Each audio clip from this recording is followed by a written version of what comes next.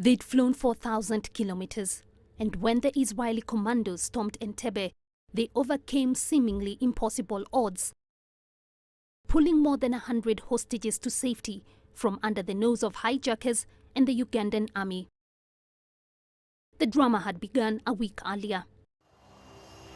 Palestinian militants had hijacked Air France Flight 139, which was traveling from Tel Aviv to Paris. They'd forced it to land at Entebbe and demanded the release of more than 50 of their comrades jailed in Europe, Israel and Kenya. Uganda's notorious President Idi Amin told the passengers he would do what he could to help them. But few believed him, particularly as he stood with the hijackers smiling. So Israel bet on itself to save its citizens and some highly trained commandos. A 30-year-old Lieutenant Colonel, Yonatan Netanyahu, led the raid. Within 90 minutes of the troops landing, 102 hostages were freed, the 8 hijackers and more than 40 Ugandan troops were killed. And Yonatan Netanyahu.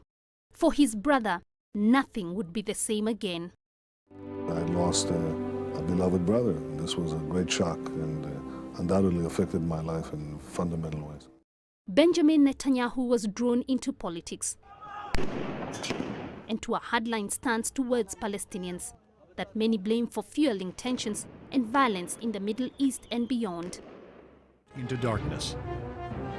The commando force reaches the old terminal and jumps into action. But for sheer daring, the Entebbe raid stands alone.